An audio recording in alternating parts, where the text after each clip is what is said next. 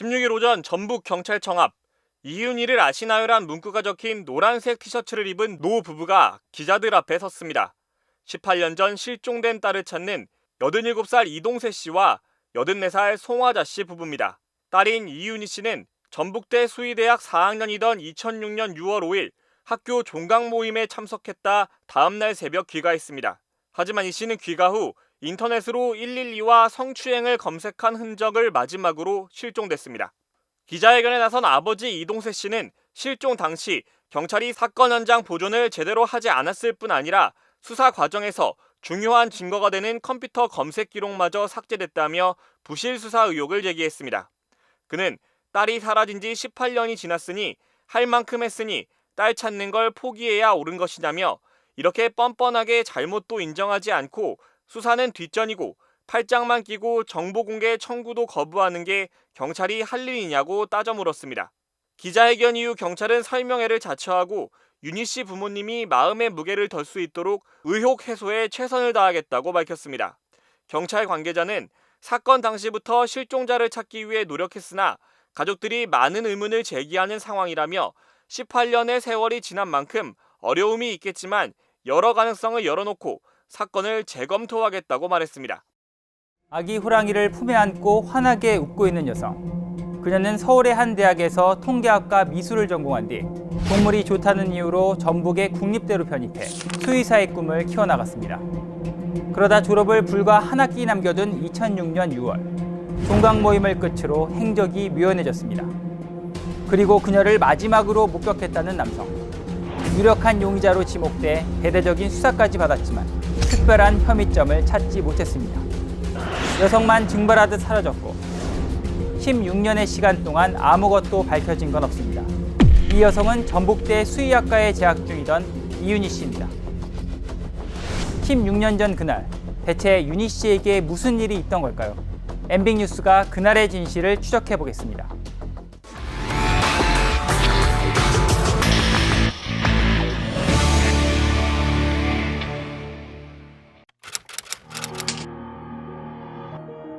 서울에서 차로 꼬박 2시간 반을 달리면 나오는 강원도 철원의 산골 마을.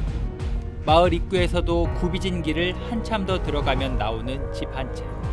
마치 세상과의 연을 끊어버린 듯 윤희 씨 부모님의 집이 산속에 덩그러니 놓여 있습니다. 사라진 딸을 찾아 헤매기를 16년. 어느덧 80이 넘은 노부는 지금도 기운이 빠질 때까지 농사일을 하며 자식을 잃은 분을 사귀고 있습니다. 가급적이면 생각을 안 해야지. 그 생각을 하면 몸이 상해요. 자꾸 딴 일을 아주 일에 그 몰두를 하면서 땀 흘리고 그래야지. 그냥 한 가지만 이렇게 생각하면 아마 그러면 죽었을 거야 아버지. 일남 3녀 중 유난히 재주가 많았던 막내딸. 지금도 환하게 웃고 있는 사진 속 윤희 씨는 2006년 여름 거짓말처럼 사라졌습니다. 사람들 기억 속 윤희 씨의 마지막 모습으로 남은 2006년 6월 5일 저녁. 당시 전북대 수의학과 4학년이던 윤희 씨는 교수와 동기 40여 명이 참석한 가운데 종강 모임을 갔습니다. 장소는 집에서 약 1.5km 정도 떨어진 한 주점. 화기애애한 분위기 속에서 진행된 모임. 분위기가 무르익을 무렵 어떤 이유에서인지 교수 옆에 앉아있던 윤희 씨가 갑자기 동기생 김모 씨에게 자리를 바꿔달라고 부탁했고 김 씨는 자리를 바꿔줬다고 합니다. 그리고 모임 중간에 약 2~3차례 화장실을 다녀왔다는 윤희 씨. 화장실을 다녀온 윤희 씨가 갑자기 자리를 바꿔준 동기생 김 씨에게 이상한 얘기를 했다고 합니다. 한테 네가 왜 화장실 따라왔냐? 그래서 아니다 그런 적 없다. 대답을 듣자마자 무언가에 쫓기듯 자리를 박차고 나간 윤희 씨. 그랬더니 그 말 끝에 이제 핸드백을 놓고 밖으로 이제 뛰쳐나가는 것을 바로 이제 같은 과 김수가 쫓아나간 거죠.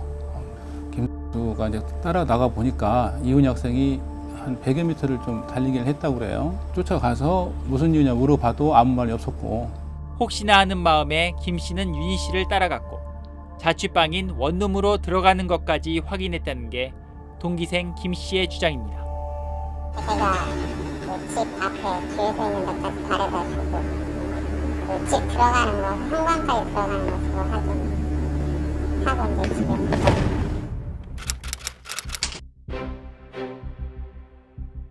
갑작스레 종강 모임에서 사라진 윤희 씨. 그날 이후 연이어 이틀간 수업에도 나오지 않았습니다. 윤희 씨가 사라지기 며칠 전 휴대전화가 든 가방을 날치기 당했던 터라 연락할 방법도 없었습니다. 혹시나 하는 생각에 동기들이 집으로 찾아가 봤지만 반려견들이 짖는 소리만 들릴 뿐 인기척도 없었다고 합니다. 종강 모임에서의 석연찮은 귀가와 이후 연락 두절, 뭔가 일이 생겼다고 생각한 동기들은 가족들에게 알린 뒤 119와 경찰에 신고해 문을 열고 들어갔습니다. 그리고 드러난 현장. 평소와 달리 매우 어지럽혀진 방이었습니다. 문을 부수고 이제 열쇠를 자물통을 부수고 들어가 보니까 사람은 없고 강아지들은 원래 별도로 주방에다가 이렇게 가둬놓고 걔가 학교를 가거든요. 근데 걔가 방에 들어와가지고 쓰레기통이 뭐고 다 뒤엎어가지고 엉망으로 이렇게 돼 있더라는 거예요. 범죄 현장일 수도 있었지만 당시 경찰은 현장 보존 조치를 하지 않았고 경찰이 자리를 비운 사이 동기생 김 씨와 다른 친구가 어질러져 있던 방을 청소하기까지 합니다. 그 나름대로 학생 딸은 이제 부모님이 내려온다고 연락을 했기 때문에 부모님 내려오시면 방안이 지저분하면 좀 보기가 좀 그러니까 그렇게 좀 깨끗하게 치우는 게 예의다 생각하고 치웠다고 그래요. 근데 물론 이제 치우지 않았으면 참 좋았을 텐데 치워버린 것이 조금 수사하는데 좀 어려움이 좀 있었죠. 가족의 진술에 따르면 그날 저녁 무렵 도착한 윤희 씨 언니가 동생의 흔적을 찾아 컴퓨터를 뒤지던 중 수상한 검색어를 발견합니다. 종강 모임에서 빠져나온 윤희 씨가 집에 도착한 직후로 추정되는 시간에 112와 성추행을 검색한 사실이 드러난 겁니다. 혹시 종강 모임에서 무슨 일이 있었던 걸까? 경찰은 당시 동석자들을 상대로 탐문 조사를 벌였지만 별다른 특이점을 찾지는 못했습니다. 이제 학생들이나 주변 같이 있는 동료들한테 물어봐도 그런 상황이 있었다고 이렇게 진술해 준 사람도 없었고 본 사람도 없었기 때문에 조금 난감했죠 사실은. 그때 당시에 성추행이 과연 있었나 없었냐 그것은 상당히 좀 의문점으로 남았죠. 명확하게 설명되지 않는 수상한 흔적은 또 있습니다. 윤희 씨 집에서는 주사기 여러 개와 동물 수술에 쓰이는 마취제인 럼프 그리고 케타민이 발견됐습니다. 이 중 케타민은 수면 마취제로 사용되는 약물로 지난 2006년 2월부터는 마약류로 지정됐습니다. 수의대 실습 과정에서 사용할 수는 있겠지만 외부 반출은 엄격히 통제됩니다. 그런데 윤희 씨는 어떻게 케타민을 가지고 있던 걸까? 심지어 케타민을 어딘가에 사용한 흔적도 발견됐습니다. 거실 수술? 그거를 했던 것 같아요. 친구들이랑 그때 마취하려고 갖다 놓은 그런 것 같아요. 그리고 수사 과정에서 드러난 케타민의 출처. 종강 모임이 있던 날 윤희 씨를 집까지 바래다줬던 동기생 김 씨가 구해다준 약물이었습니다. 평상시에 김 학생이 이윤이가 부탁을 하면 많이 들어주는 편이었고 또 이윤이가 편하게 얘기하면 쉽게 얘기하면 뭐 잘 들어주고 잘 해줬기 때문에 얘기해서 부탁을 들어주지 않았나 싶어요. 그런데 윤희 씨 실종을 추적하다 보면 곳곳마다 등장하는 사람이 있습니다. 바로 동기생 김 씨입니다. 윤희 씨가 사라지기 전 마지막으로 목격한 것도 김 씨. 경찰이 윤희 씨 집 문을 열고 들어간 그날 윤희 씨 집을 치운 것도 김 씨였습니다. 주방에서 이렇게 하다가 이렇게 보니까 어디서 20리터들이 무슨 쓰레기 봉투를 가지고 거기에 무슨 뭘 그냥 발로 꾹꾹 눌러가면서 담더라고요. 그걸 집 밖에도 아니고 그 집에서 한 100여 미터 떨어진 다른 주거 지역에 쓰레기통에다가 버렸다는 거예요, 그걸. 금지 약물인 케타민을 구해준 것도 동기생 김 씨입니다. 가족들이 윤희 씨 실종에 동기생 김 씨가 깊게 연관돼 있다고 의심하게 된 이유입니다. 다 김이에요. 그러니까 김을 빼놓고는 이 사건을 취급해봐야 헛일이에요. 얘를 빼놓고는 안 돼요. 심지어 김 씨가 평소 윤희 씨에 대해 집착을 보였다는 주변의 진술까지 나오면서 자연스럽게 김 씨가 주요 용의 선상에 올랐습니다.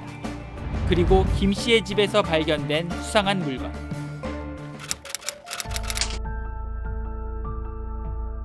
경찰은 수사 과정에서 김 씨의 수첩을 확보합니다. 수첩에는 윤희 씨가 어떤 옷을 입었는지, 기분은 어땠는지 등 일거수일투족을 관찰하듯 적어놓은 내용들이 있었습니다. 김 씨는 윤희 씨의 머리카락을 보관하고 있었다고 합니다. 이윤이 방에 있던 그 조그만 소품 같은 거, 이윤이가 이렇게 이뻐하고 하는 거, 그런 것들이 어느 때 보면 갑자기 없어지고, 그런데 거기에 다 있더라는 거예요. 그에다.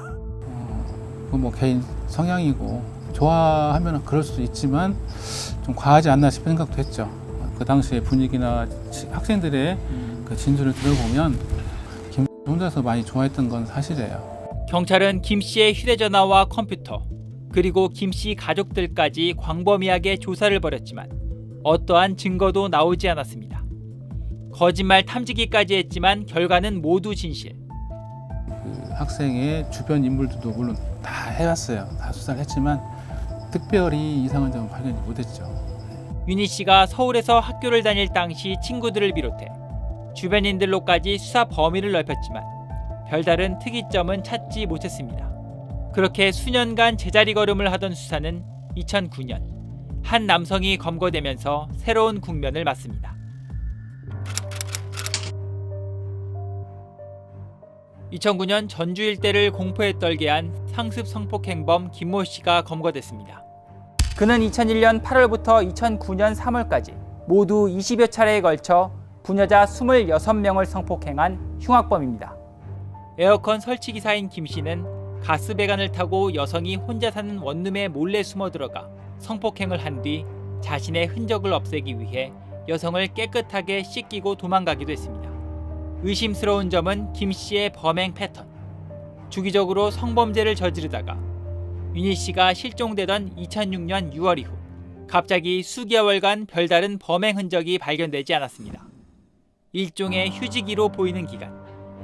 여성이 혼자 사는 원룸을 노렸고 트럭을 가지고 있어 만약 집안에서 범행을 저지른 뒤에도 사람들의 눈을 피해 이동이 자유로웠다는 점 등 의심스러운 정황이 많았는데 더욱 수상한 건 경찰이 김 씨를 상대로 조사를 하던 중 윤희 씨 사건에 대해서 묻자 갑자기 경찰서 건물에서 뛰어내려 목숨을 끊으려 했다는 겁니다.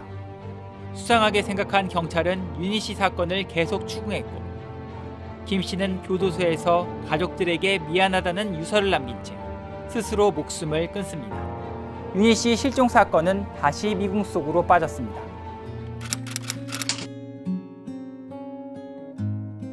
가족들이 윤희 씨를 마지막으로 본 건 실종 약 일주일 전 아버지 생일 잔치를 위해 한자리에 모였을 때였습니다. 그때가 내 생일했을 때 그 무렵이었을 거예요. 그래서 한 2, 3일 정도 여기 다녀갔어요.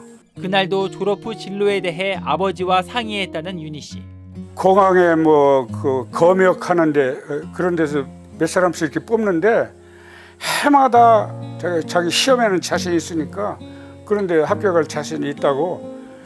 그리고 공무원 무슨 직장 생활을 하다가 적절한 기회에 이제 병원을 개업하기로. 딸과 함께 그렸던 장밋빛 미래는 이제 꿈으로만 남았습니다. 만약에 살아 있었다면 아마 서울에서 아주 큼직하게 동물병원 하나 했을 테고 애완동물 분양도 하고 그러잖아요. 그리고 내가 코치 받아가지고 여기서 다 길러서 땅 넘고 시설 좋으니까 여기서 다 길러가지고 얼마나 좋아요. 그렇게 뭐 참. 하지만 아직 딸을 찾을 수 있다는 희망을 포기하지 않았습니다. 우선 내가 하여튼 여하튼 이은이가 어디에서 어떻게 살아있건 살아만 있었으면 되겠고 그 뭐 관련된 자들은 내 딸이 뭐 죽지 않고 살아서 건강한 몸으로 가족들 앞에 나타나기만 하면은 내가 그 사람들한테 무슨 책임을 묻게 한다든지 내가 그런 짓은 안 하겠어요. 우리 가족도 내가 지금 85세고 집사람이 82살. 언제 죽을지 모르는데 죽기 전에 딸이 살아있다는 걸 좀 확인하고 죽고 싶어요.